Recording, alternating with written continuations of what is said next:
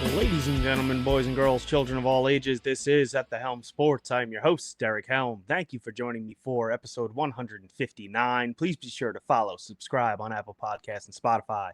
Leave those 5-star reviews, would be greatly appreciated. If you're watching on YouTube, hit that like button, subscribe to the channel. Down in the comments section, let me know, how'd you fare on Thanksgiving week? Because I know for some people, they go a little bit hard Thanksgiving week, myself included. Actually ended up profitable on the week, so definitely like that. But just interesting, I want to see where people landed on the week because I know it's a big one for a lot of people. As far as the main slate goes, basically more of the same. Week 13 it was, and it's just basically the exact same thing every time. We're sitting pretty going into the late games, and I think I was in 8th place pretty much the entire time, and then all of a sudden in the fourth quarter, I basically had Taysom Hill and I don't even remember somebody else. And obviously, we know what happened with Taysom Hill and whoever the hell the other guy was didn't really do much. And I fell back quite significantly. So it just continues. We look great going into the late games, and could be another theme this week because there's a couple games that look pretty good. But I want to know how you guys fared last week. Now, from a personal standpoint, just to touch base real quick, last week sucked because I actually didn't even get to watch any of the football. I was in the emergency room basically all Sunday. On Friday, I woke up, terrible, terrible headache, figured it was just a hangover. And then as the night went on, it just got worse and worse. I actually suffer from pretty bad migraines. So this entire week, I've basically been bedridden. As a lot of you know, I operate basically excavators and loaders and bulldozers and all that good stuff. And when you can't really see straight or dizzy and having terrible, excruciating headaches, can't really work. So not working around Christmas, having to buy Christmas presents, never fun. So it's been a rough week, but we're here to talk some football. So not to down everybody right out of the gates, but just figured I'd touch base and let you guys know where I'm coming from. Thought I was going to be able to win a GPP on Sunday while I was in the ER without actually watching anything, but didn't come to fruition. So maybe we can do it this week. But we're going to dive into this game week 14. We have 10 games. It's kind of an ugly slate. I don't know why the NFL figured, hey, let's throw 6 teams on bye in week 14 because that does not help anybody, whether it's an actual NFL team or fantasy wise. So pretty dumb why they did that. But we have Baltimore, Denver, Houston, Washington, Indy, and New England all on bye this week. As I said, 10 games on the main slate, so we might as well jump right into it. We have the New York Jets at Miami Dolphins. 45 is the total here. 6-point favorites are the Dolphins at home. Now, seems like a kind of steep line, but I mean, the Jets have basically just checked out at this point. Could I see them potentially coming out and winning this game? Yeah, I don't think Miami has been that great, but I could also see Miami just steamrolling them here. So it's you can make a couple different cases here. I think you can actually make a case for Tua stacks here if you wanted to go Tua 6,300. Tyreek 71 is still doable. Waddle's still affordable. Basically, these guys' prices haven't changed. And then obviously, Jonnu has been one of the better tight ends in football at 5,300. So you can make a case for those guys. You can add Achane in a stack with Tua if you wanted to. But for me, most likely, I'd probably just rather play Achane here and be on my way. Now, he does have a price bump, 8,200. Not a ton of great running back plays on this slate. So I do think that he still gets a little bit popular. Maybe not crazy now with this high price tag, but I do like Achane quite a bit. I'm willing to take a chance on some Tyreek a little bit and probably some Jonnu. As far as the Jet side goes, I really don't have much interest. It just, you don't know if it's going to be Devontae or Garrett Wilson. And with the way that Rodgers is playing, I really don't know that either one of them can really get there anyway. But their prices are good, so if you wanted to make a case, I guess you could go there. Brees Hall doesn't look like he's 100%. If for some reason he couldn't go, Braylon Allen becomes a good play at 5K, so definitely keep that in mind. But otherwise, I would have no interest on the Jets side, really. It's probably just playing a one-off from Miami, maybe even the Miami defense, and then that's about it for me. Next, we have Atlanta at Minnesota. Definitely have some interest in this game. 46 is the total. Minnesota 6-point favorites at home. Kirk Cousins has not looked good. Does not look mobile. Just looks like a shell of himself. Revenge game against Minnesota. I don't know. I really want to make a case to play the Atlanta side here, but I don't know if I'm going to be able to get there on Cousins stacks. He's cheap, 5,500, so you wouldn't have to pay a lot to do it. I mean, you pair him with Drake London, 6,400, Darnell Mooney, 5,500. I guess if you were doing Cousin stacks, you could play Pitts at 41. I don't like Pitts as a one-off. It would probably be in game stacks or Kirk Cousins stacks for me. But I do have interest in London or Mooney, maybe as bringbacks on Darnold stacks. And I like Bijan quite a bit here. I'm going to play quite a bit of him, 7,500. You know, he gets a little bit of ownership here each week, but probably not enough for what he's been doing. So 7,500, I think, is still a good price for him. So I do like Bijan quite a bit. Probably one of my favorite plays in this game. Considering Sam Darnold stack 6,100, I want to see how popular it gets first because, you know, if he's really popular, we haven't really seen it yet from Darnold, where he's had a big blow up game, and same thing with Justin Jefferson. Now that he's only 7,800, I would expect him to be very popular, and especially in Darnold stacks. So 7,800, I think he gets some steam here, but same thing with him. We haven't seen that one big explosion game. He's been good, and maybe at this price we don't need him to drop 50, but I do want them to be pushed a little bit by Atlanta. So I do have some interest in this game, but if Jefferson really gets crazy out of control as far as ownership goes, I think I would have some interest playing Addison 5,300, or maybe even doing a Darnold stack where you go Addison and TJ Hawkinson, because Hawkinson is definitely heavily involved here. 4,300 is a good price for him at tight end. So that's kind of what I'm looking at here. If I was going to go one-offs in this game, it would probably just be Justin Jefferson and Bijan Robinson. So probably not really getting too different there, but I do like it, and I do definitely want a little bit of exposure to this game. Next, we have New Orleans at the Giants. Now, this is gross. New Orleans 4.5-point favorites. 41 is the total. Locke should be starting again. It's just, there's not much to like in this game. I just, obviously Taysom being out probably helps Kamara a little bit. Not worried that he gets vultured as much. So 8K for him, I kind of like that. Should be pretty popular with the price range and his usage there. I guess you can make a case for MVS here. 4,600 though, price getting up there a little bit. He's basically all they have, so he can pay off with some limited targets. So don't hate it there. And then I do think Jawan Johnson 3,400 is in play. Now he's banged up himself, so definitely keep an eye on that. But with no Taysom there, he should get a little bit more burn. So 3,400 at tight end, not terrible. From the Giants standpoint, I really don't like much. I just Malik Neighbors 6,900 is good price for him, but I don't know that Locke can necessarily get him the ball. Now New Orleans defense hasn't been good, so I guess you could make a case for Neighbors, but I'd probably prefer Tracy. New Orleans hasn't really been good defensively, period, but also defending the run. So 5,800, if you wanted to go there, I think that's fine. So he's been involved enough and has a little bit of big play upside at 5,800. I think it actually makes a little bit of sense there. If you wanted to go with a skinny stack, and pretty much you could just go with Tracy and bring it back with a Kamara, I think that's fine if that's your exposure to this game. And it looks like my video has frozen here. So all you audio listeners, that does not matter for you, but obviously that's a huge problem for the video. So give me 1 second. I'm going to try and straighten that out and hop right back in here. All right. I think we got the camera issue figured out here. So sorry about that. I don't know how long that camera was frozen for. But anyways, we'll hop back into it. The next game we have is Carolina at Philly.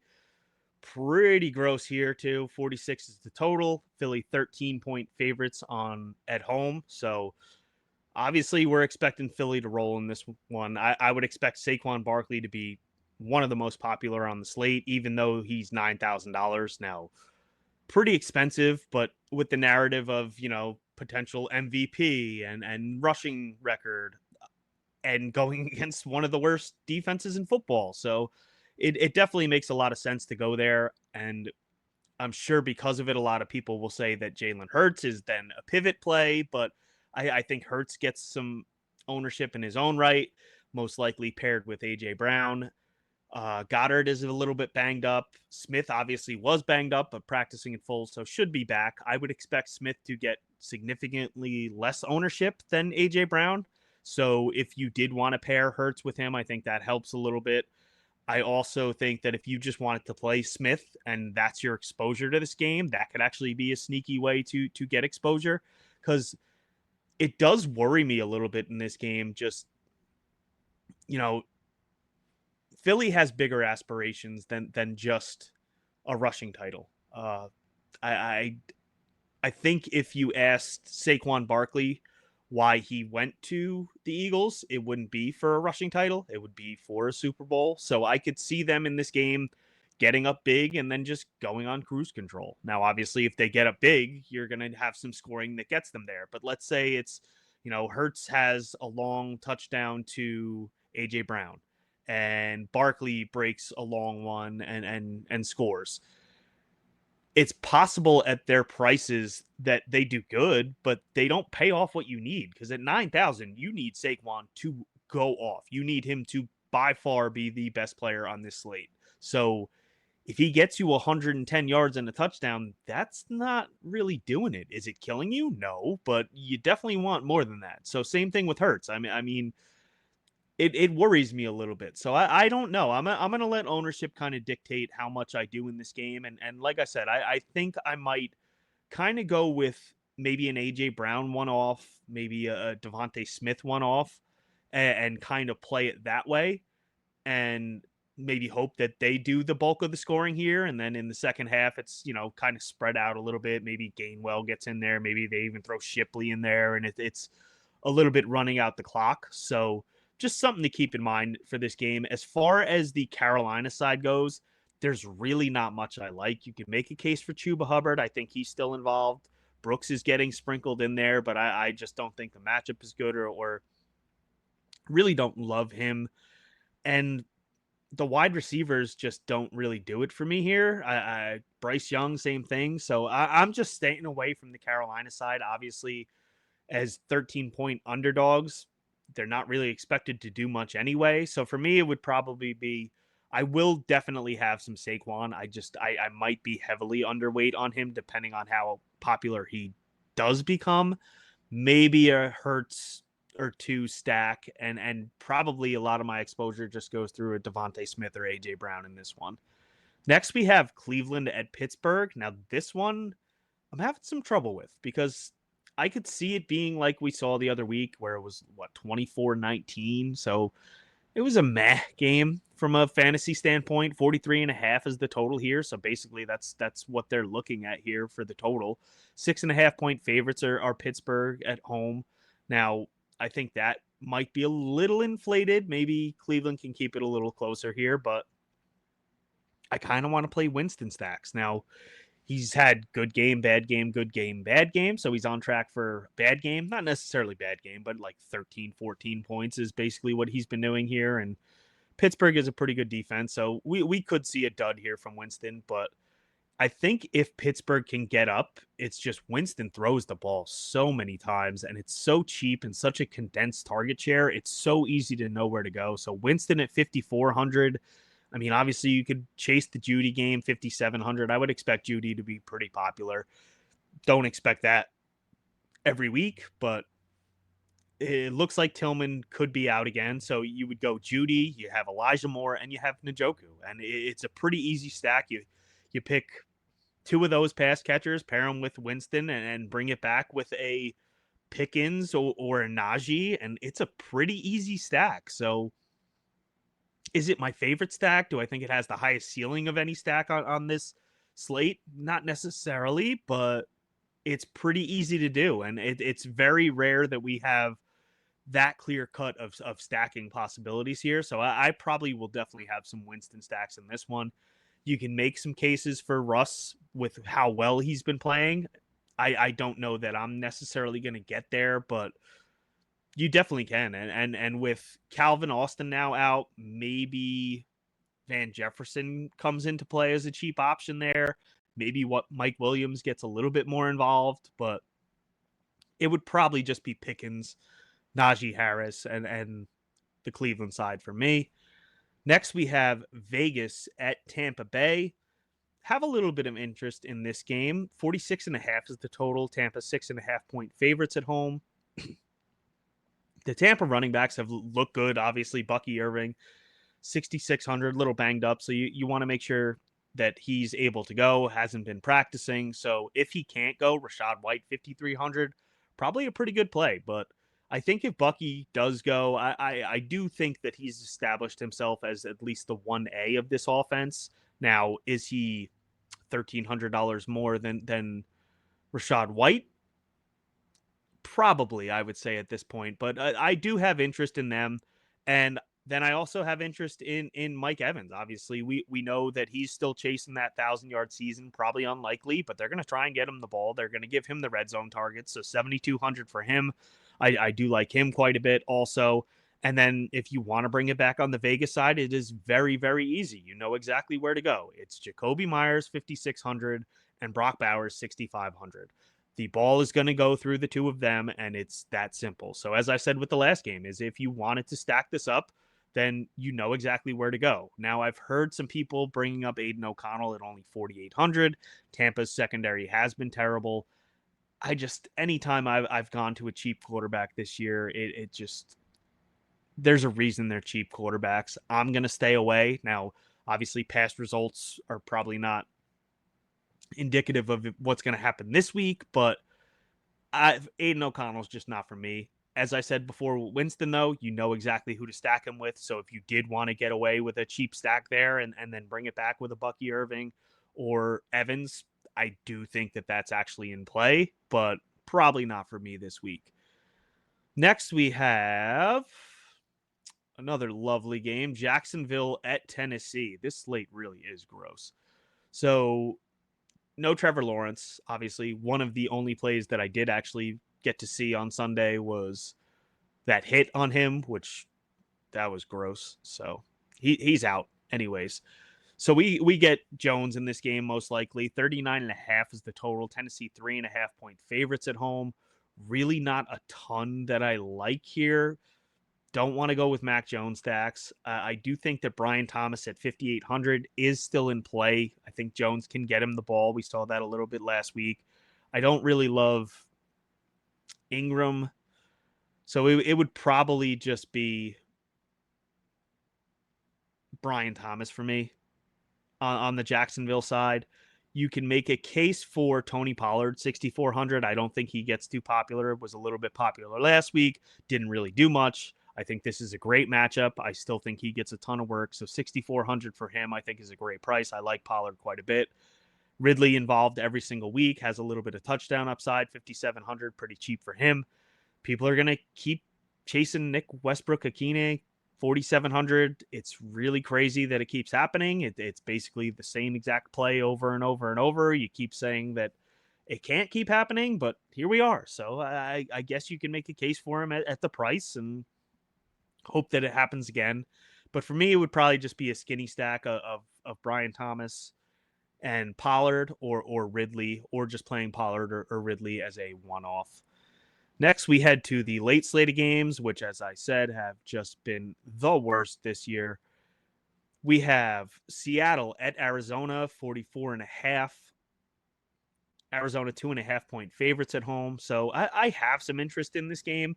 I want to see, it could potentially be one of the more higher owned games of the slate. I have interest in Kyler Murray. He's been very Jekyll and Hyde this year, but 6K for him I think is a good price. Marvin Harrison Jr., 6K. I loved him last week. Had a good game. Could have been a little bit better, but McBride obviously in play also at 61. You know who to pair with Kyler if you're going with Kyler stacks. Hopefully Kyler can actually run a little bit, which he hasn't been doing enough recently. But I do think that stack can get there. DK banged up, and JSN is actually priced above him for once. So 6,300 for JSN. I do actually think he would be the preferred play here. And if you wanted to go with Geno stacks, I'm fine with Lockett, or I'd be fine with Lockett as a bring back if I was really stacking this game too. I don't think he gets too popular. So I think it's a way to get different. And if you really wanted to get exposure to this game, it definitely makes a lot of sense. DK will probably be a little bit lower owned also because of the Q tag and the injury concerns. But I do think that Geno stacks are in play. We haven't really seen him go off outside of basically one game this year, but I do think that this could be an environment where he can pay off. So especially Kenneth Walker banged up, calf injury, I believe it is. If he couldn't go, Charbonnet at only 4,800 becomes a great play, and I could see them going even a little bit more pass heavy, which is kind of ridiculous to say for one of the most pass heavy teams in football. But I definitely think those Geno stacks are in play, and as I said, from the Arizona side, it's pretty easy. It's Harrison, it's McBride, and then I think this is actually a good week for Connor, also 6,700. Guy's been getting pretty much all the work in the backfield here. Hasn't really had the touchdowns recently, so hasn't really had the blow up games. But at 6,700, I definitely think with the volume that he gets, if he were to fall in the end zone once or twice, he could be a great play, and I don't see a lot of people going there.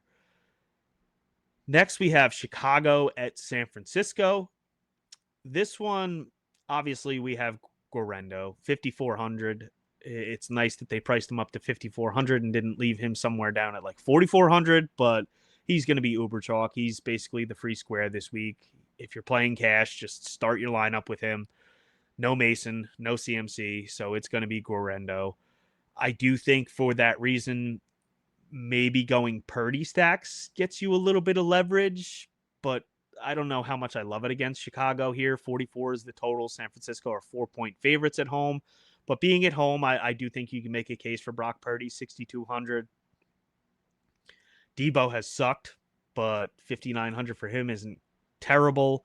So if you wanted to pair him with Jennings, would most likely be the lock if I was making Purdy stacks. So I would go a Jennings Debo or a Jennings Kittle. Most likely Jennings Kittle would be the preferred route. Kittle has been great. He's one of the best tight ends on the slate. 5,800 is still probably too cheap for what he's been offering this year. So I definitely think that those guys are in play. Or if you just wanted to play instead of just Purdy, maybe play some of those guys from the passing game. They could be your leverage off of Guarendo. So I don't hate that there. From the Bears standpoint, Swift is banged up. Roschon Johnson dealing with a concussion. So got to keep an eye on them. If they can't go, it looks like it's going to be Travis Homer. I wouldn't have any interest there. DJ Moore banged up. Keenan Allen banged up. So looks like Rome Odunze is the healthy guy right now. 5K. You can maybe make a case for it, but I don't love the Bears side here. If I was going to go with Purdy stacks, I'd probably play one of these pass catchers, most likely, just in hopes that they could keep it close and kind of push Purdy a little bit. But not going out of my way to play any of them, and definitely not interested in any Caleb stacks. Last game on the slate, Buffalo at the Rams. So this could be an interesting game. 49.5 is the total. I love the fact that it's in LA. Buffalo 4-point favorites on the road, but I think you can make a case for Stafford here. 5,700. Obviously, you pair him with a Cup 7K. Puka's 7,700. Gets expensive, but Stafford is cheap enough himself that I think you can make a case for it. Then you can also make a case for Kyron Williams, 7,300. Obviously had a pretty good game last week, over 100 and a touchdown. If I was to go the Stafford route and stack him, I would probably want to bring it back with James Cook, but he's 7,400. So I don't see a lot of people getting their period on him. But with how expensive he is, I would say most likely my bring back would be Cooper or Shakir would probably be the preferred route there on Stafford stacks. And then if I'm playing Josh Allen, I think pairing him with Cooper and Shakir is definitely in play. Or if you wanted to go with Knox and one of those wide receivers, or if Kincaid is cleared to play and okay, obviously you can go there as well at 4,900. I'm also fine with just straight up playing Josh Allen naked and then maybe bringing it back with a Kyron or one of the two wide receivers in Puka or Cooper Cup. So there's definitely some things you can do in this game. Definitely some pieces you probably want to get in a dome with a high total with some high caliber offenses. I definitely want some here. You could actually make a case to just fill out your running back spots, although they are expensive, 7,300, 7,400 for Kyron Williams and James Cook. We know they have touchdown upside. We know they have a little bit of big play upside, and they're used in the passing game. So, I mean, no matter how this game goes, they could definitely be involved. So, if that was your exposure to this game, I definitely think that you can make a case there. But I'm definitely going to have to put a couple lineups dedicated towards this game because I do think it's going to be one of the more important ones on the slate. But that's going to do it for this week. As I said, dealing with the migraines, I'm sure that was a little bit low energy, and hopefully it was good enough, informative enough. It's been a rough week, so hopefully recording this on Thursday, we can get a little showdown smash, get the energy going, make up for some of the money I lost this week, and we can get the spirits up. But sorry for bringing you guys down this week. Thank you, as always, for listening. Greatly, greatly appreciated. We will be back with much more high energy shows to round out the season here, and hopefully we can smash on Sunday. Obviously, check out thehelmsports.com. We'll have my cash game right up over there, have all the bets in my bets tab. As soon as I make those bets, they go into the Mad Lab Discord, so check out themadlabmma.com. As soon as I make them, they're up there for college and NFL. But that's going to do it for this week. As always, thank you for listening. I am your host, Derek Helm. And remember, just have fun out there.